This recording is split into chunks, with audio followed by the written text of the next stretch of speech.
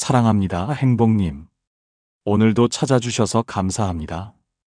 65세 박영호 씨는 요즘 이상한 기분이 듭니다. 원래는 친구들과 자주 만났고 가족 모임에서도 중심 역할을 했던 사람이었죠. 그런데 언제부턴가 연락이 뜸해졌습니다. 이번 주말엔 누구랑 점심이나 먹을까 생각하며 휴대폰을 집어들었지만 연락처를 훑어봐도 막상 전화 걸 사람이 없습니다. 이 사람은 바쁘려나? 저 사람은 요즘 잘 지내려나? 그러다 결국 그냥 휴대폰을 내려놓습니다. 아들, 딸? 분명 예전엔 자주 오던 애들인데 이제는 명절이나 돼야 얼굴을 보러 옵니다. 그나마 와도 핸드폰만 만지작거리며 아버지, 좀 바빠서요.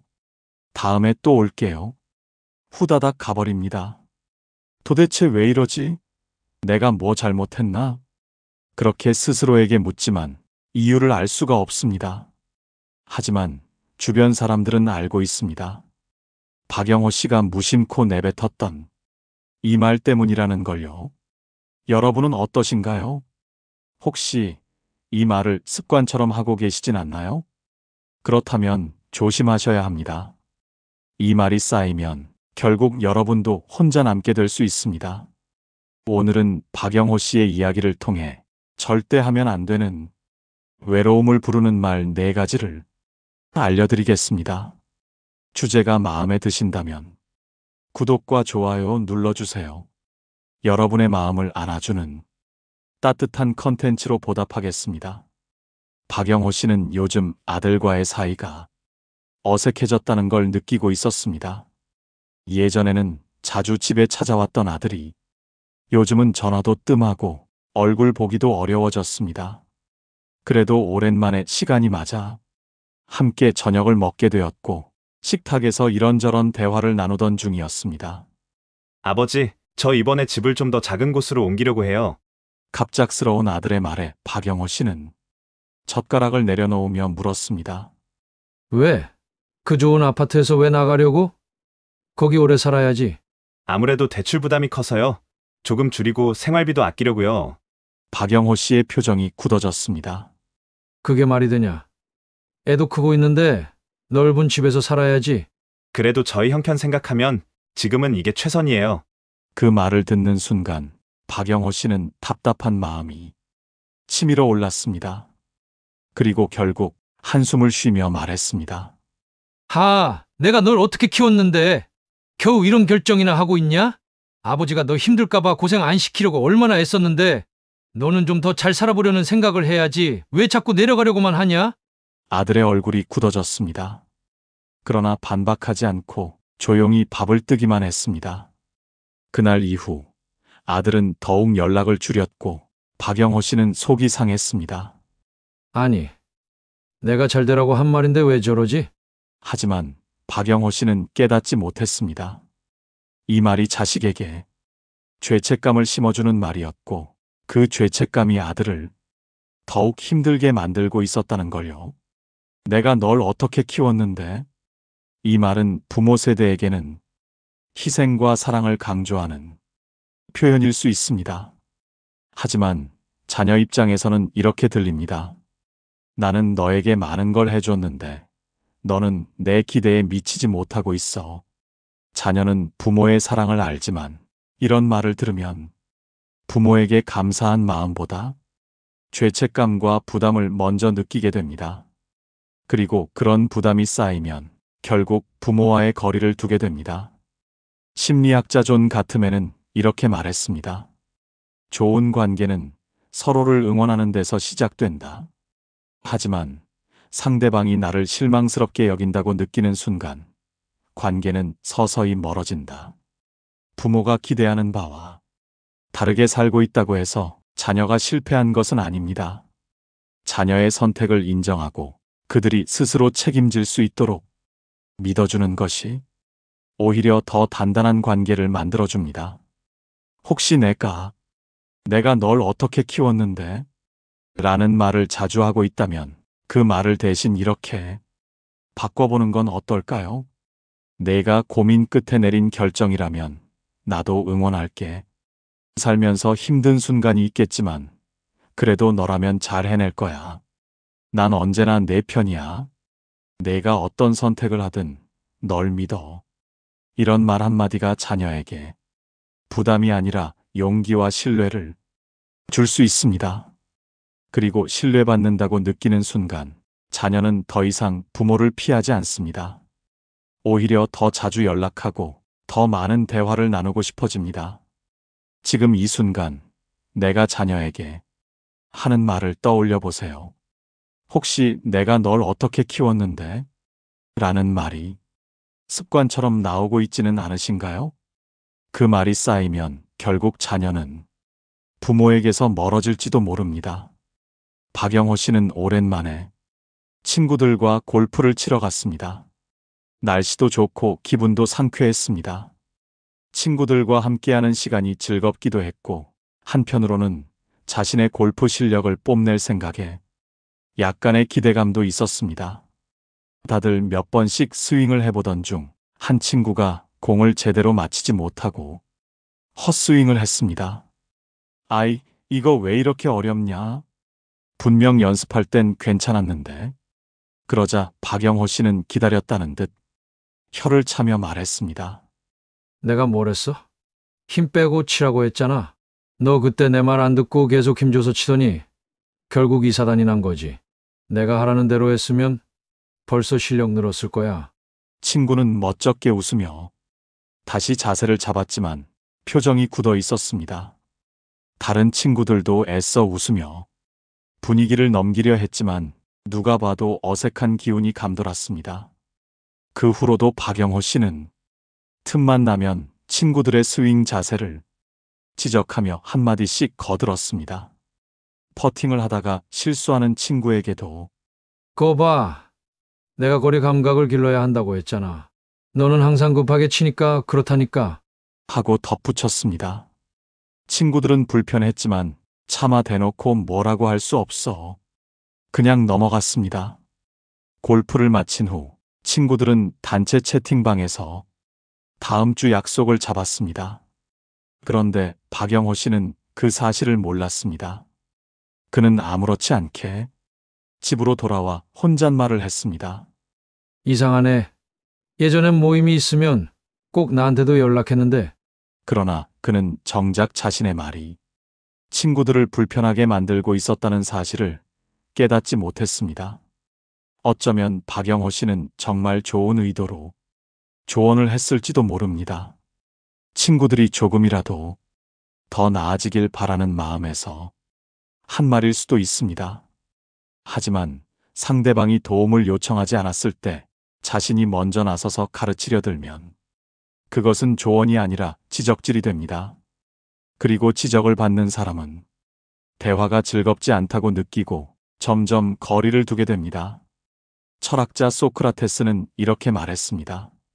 나는 누구보다도 지혜롭지 않다. 단지 내가 모른다는 것을 알기 때문에 더 나은 사람이 될 수 있다. 내가 맞다고 확신하고 상대방에게 가르치려 드는 순간 사실은 상대방뿐만 아니라 나 자신도 성장할 기회를 잃고 있을지도 모릅니다. 만약 내가 친구나 가족들에게 이런 말투를 자주 쓰고 있다면 이제 스스로에게 질문해 봐야 합니다. 나는 조언을 하는 것일까? 아니면 상대방을 지적하고 있는 것일까? 만약 내가 무심코 하는 말이 상대방을 위축시키고 관계를 불편하게 만들고 있다면 이제부터라도 바꿔야 합니다. 누군가에게 조언을 하고 싶다면 내가 하라는 대로 했으면 잘 됐을 텐데 가 아니라 이렇게 말하는 것이 좋습니다. 어려운 부분이지요. 저도 처음에는 많이 실수했어요. 요즘 연습하면서 뭐가 제일 어렵던가요? 어떤 느낌으로 하고 계세요? 저는 이렇게 해보니까 좀 나아지더라고요. 이런 말들은 상대방이 스스로 답을 찾을 수 있도록 돕는 말입니다. 사람들은 지적을 받을 때보다 자신의 의견이 존중받고 있다는 느낌을 받을 때 더 열린 마음으로 대화를 이어갑니다. 관계를 망치는 것은 말을 많이 하는 것이 아닙니다. 상대방이 듣고 싶지 않은 말을 계속하는 것이 문제입니다. 그리고 대부분의 사람들은 자신이 듣고 싶지 않은 말을 하는 사람과는 거리를 두게 됩니다. 지금 이 순간 내가 누군가에게 자주 하는 말들을 떠올려 보세요. 혹시 내가 이렇게 하라고 했잖아 라는 말을 습관적으로 하고 있지는 않으신가요? 그 말이 쌓이면 결국 주변 사람들은 나를 피하게 될지도 모릅니다. 박영호 씨는 가끔 동네 복지관에서 사람들과 바둑을 두곤 했습니다. 오랜만에 찾은 복지관에서 바둑판을 펼쳐놓고 친구들과 대국을 즐기고 있었습니다. 바둑을 좋아하지만 실력이 뛰어난 편은 아니었던 한 친구가 신중하게 수를 두다가 결국 실수를 하고 말았습니다. 아이고, 또 졌네. 내가 이걸 잘못 뒀네. 친구는 스스로 아쉬워하며 머리를 극적였습니다. 그러자 박영호 씨는 바로 말을 던졌습니다. 내가 그럴 줄 알았어. 처음부터 내 수가 좀 이상하더라니까. 내가 아까 얘기했지? 저쪽 수를 먼저 봤어야 한다고.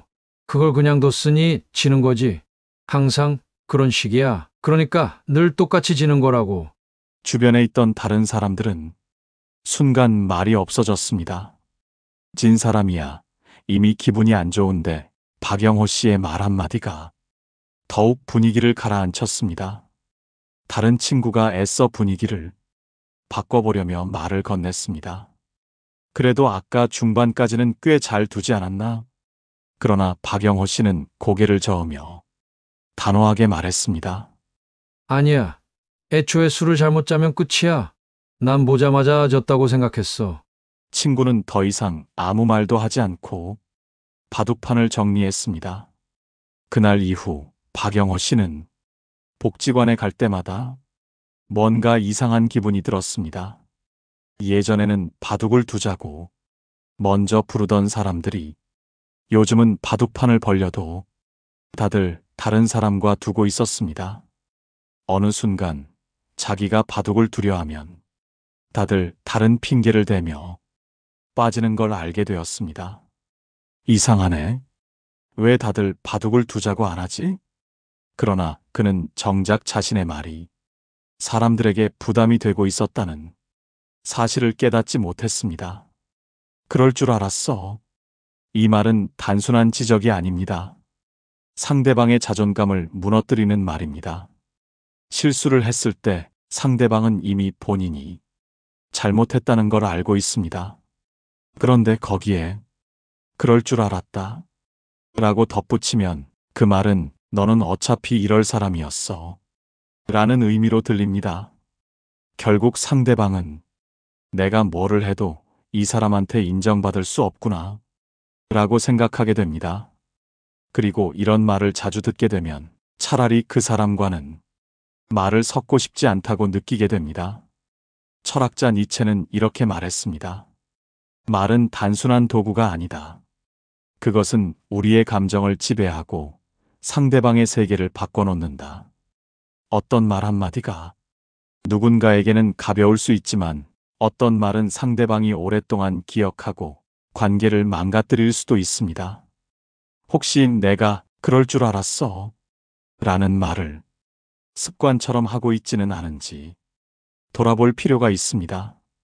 자녀가 시험을 망쳤을 때, 친구가 실수를 했을 때, 배우자가 중요한 결정을 했지만 결과가 좋지 않았을 때 우리는 무심코 내가 그럴 줄 알았어 라고 말하곤 합니다.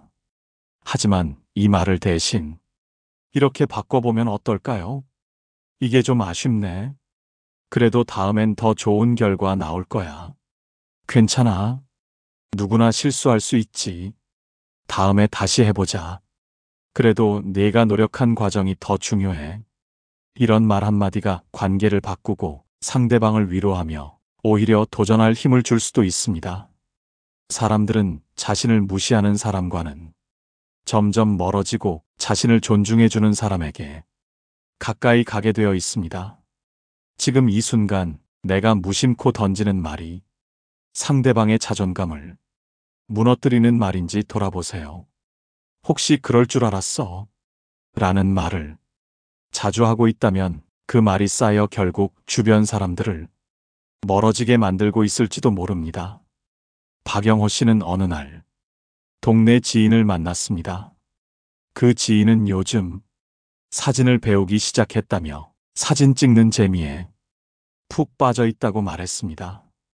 요즘 카메라 배우는 중인데 정말 재밌어요. 풍경도 찍고 사람들 사진도 찍으면서 보람도 느끼고요.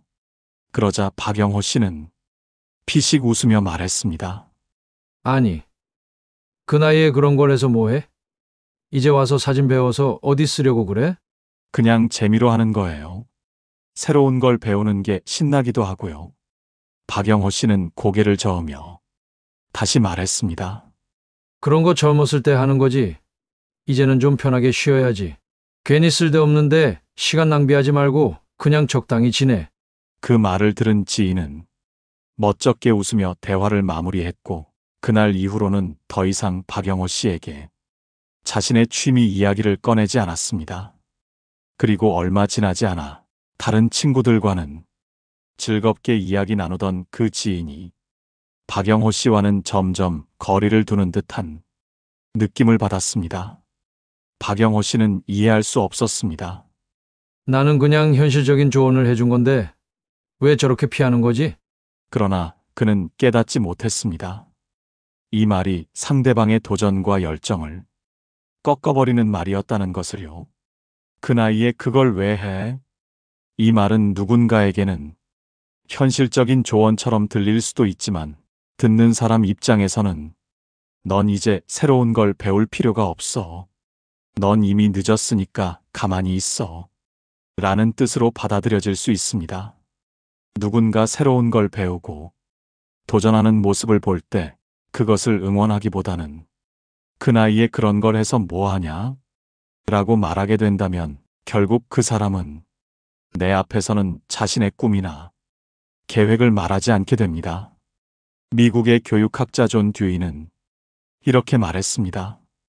인간은 배우기를 멈출 때가 아니라 배우려는 의지를 잃을 때 늙는다.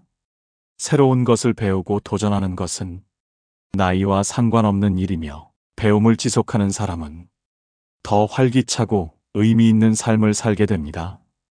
혹시 내가 그 나이에 그걸 왜 해? 라는 말을 무심코 하고 있다면 이제부터는 이렇게 바꿔보는 건 어떨까요? 와, 대단하세요. 새로운 걸 배우는 게 쉽지 않은데 정말 멋지시네요. 그거 재미있겠네요. 저도 한번 배워볼까 봐요.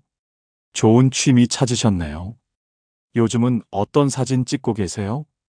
이런 말 한마디가 상대방에게 자신감을 주고 관계를 더욱 가깝게 만들어줍니다.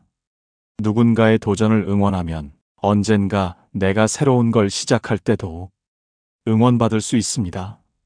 지금 이 순간 나는 누군가의 도전을 응원하고 있나요? 아니면 나도 모르게 그 나이에 그걸 왜 해? 라는 말을 하며 그들의 열정을 꺾고 있지는 않나요? 이 말이 쌓이면 결국 주변 사람들은 나와 대화하는 걸 부담스러워할지도 모릅니다.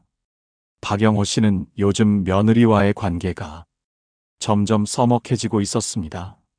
예전에는 자주 전화도 하고 명절이면 이런저런 이야기도 나누곤 했는데 언제부터인가 며느리가 최소한의 인사만 하고 조용히 거리를 두는 듯한 느낌이 들었습니다. 그러던 어느 날 아들이 집에 들렀다가 조심스럽게 말을 꺼냈습니다. 아버지, 며느리가 요즘 조금 서운해하는 게 있어요. 서운해. 왜? 예전에 아버지께서 몇 번 하셨던 말 때문인데 그때 기분이 좀 상했던 것 같아요. 박영호 씨는 순간 얼굴이 굳어졌습니다. 그리고 곧바로 한숨을 내쉬며 말했습니다. 됐어. 말하지 마. 마음대로 해. 아버지, 그냥 한번 얘기라도 들어보시면. 아니, 듣기 싫다니까? 말해봤자 뭐 하냐? 어차피 난 무조건 나쁜 사람 되는 거 아니냐? 그냥 너희들 마음대로 해. 난 신경 안 쓸 테니까. 순간 아들은 더 이상 아무 말도 하지 않았습니다. 그리고 그날 이후 며느리는 더 이상 집에 오려고 하지 않았고 아들도 점점 연락을 줄여갔습니다. 박영호 씨는 답답했습니다. 도대체 뭐가 문제길래 다들 나한테 말을 안 하지? 그러나 그는 깨닫지 못했습니다. 자신이 스스로 대화의 문을 닫아버리고 있었다는 것을요. 됐어, 말하지 마. 마음대로 해. 이 말은 결국 나는 너와 이야기할 생각이 없어. 내가 뭘 느끼든 난 상관하지 않는다. 라는 의미로 들립니다. 이 말을 들은 사람은 결국 더 이상 노력할 의지를 잃어버립니다. 아, 이 사람과는 아무리 이야기해도 안 되겠구나. 어차피 말해도 들으려 하지 않으니 그냥 거리를 두자. 이렇게 생각하게 되고 결국 관계 자체가 끊어지게 됩니다. 철학자 장폴 사르트르는 이렇게 말했습니다. 대화가 단절되는 순간 관계는 더 이상 살아있지 않다. 어떤 관계든 회복의 기회는 언제든 있습니다. 하지만 대화를 아예 차단하는 순간 그 관계는 되돌릴 수 없게 됩니다. 혹시 내가 됐어, 말하지 마. 마음대로 해. 라는 말을 자주 하고 있다면 이제부터 이렇게 바꿔보는 건 어떨까요? 내가 그렇게 느꼈구나. 한번 이야기해줘. 내가 잘 몰랐던 부분이 있을 수도 있겠네. 들어볼게.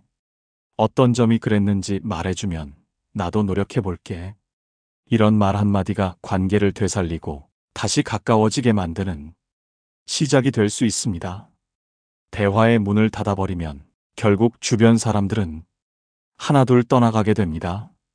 그 사람이 완전히 떠나고 난 뒤 후회하지 않으려면 지금이라도 내 말 습관을 돌아봐야 합니다. 혹시 나는 스스로 대화를 차단하는 말을 하고 있지는 않나요? 됐어, 말하지 마. 마음대로 해. 그 말이 쌓이면 결국 주변 사람들은 나에게 더 이상 어떤 말도 하지 않게 될지도 모릅니다. 그날 밤 박영호 씨는 거실에 앉아 텅 빈 집안을 바라보고 있었습니다. 식탁에는 차가운 밥 한 그릇이 덩그러니 남아 있었고 휴대폰을 집어들어 봤지만 오늘도 걸려온 전화는 하나도 없었습니다. 한때는 친구들과 모이면 웃음이 끊이지 않았고 자식들도 종종 찾아와 밥 한 끼 같이 먹던 날들이 있었습니다. 그런데 언제부터인가 하나둘 연락이 뜸해지고 어느 순간 그는 혼자가 되어 있었습니다. 문득 창밖을 바라보며 중얼거렸습니다. 도대체 내가 뭘 그렇게 잘못했을까? 그러나 답을 알고 있는 건 다른 사람이 아니라 그 자신이었습니다. 자신도 모르게 가르치려 들었고 상대방의 자존감을 무너뜨렸고 죄책감을 심어주었고 도전을 막았으며 마지막엔 대화마저 닫아버렸습니다. 그때 깨달았습니다. 아, 결국 내 말 한마디가 사람들을 밀어냈구나. 하지만 후회하기엔 너무 늦어버린 것 같았습니다. 아무리 후회해도 다시 전화벨이 울리지는 않았습니다. 아무리 지난 날을 돌아봐도 그때 건넨 말들을 되돌릴 수는 없었습니다. 우리의 인생은 아직 끝나지 않았습니다. 사람들은 언제든 떠날 수도 있지만 마음을 열고 손을 내밀면 다시 관계를 회복할 수도 있습니다. 아직 늦지 않았습니다. 지금 이 순간부터 우리는 이렇게 나이 들어가야 합니다. 잘했어. 너 정말 대단하다. 괜찮아. 누구나 실수할 수 있어. 내 인생이잖아. 내가 행복하면 그게 최고지. 멋지다. 도전하는 모습이 정말 좋아 보인다. 내 말이 맞을 수도 있겠네. 나는 몰랐던 부분이야. 사람을 밀어내는 말 대신 사람을 끌어당기는 말을 할 때 우리는 더 이상 외롭지 않습니다. 지금 이 순간 나의 말 한마디가 내 노후를 결정하고 있다는 사실을 잊지 마세요. 이제 여러분은 어떤 말을 선택하시겠습니까? 지금 사랑하는 사람에게 먼저 따뜻한 한마디 건네보세요. 그 작은 말 한마디가 여러분의 삶을 바꿀 수도 있습니다. 오늘 영상을 보며 여러분은 어떤 생각이 드셨나요? 여러분의 경험과 생각을 댓글로 나눠주세요. 여러분의 이야기가 누군가에게 큰 위로와 깨달음이 될 것입니다. 오늘 영상이 도움이 되셨다면 소중한 분들께 공유해주세요. 구독과 좋아요로 저를 응원해주세요. 여러분과의 소중한 연결이 저에게 큰 힘이 됩니다. 오늘도 여러분의 행복을 빕니다. 이상으로 행복 주문서였습니다.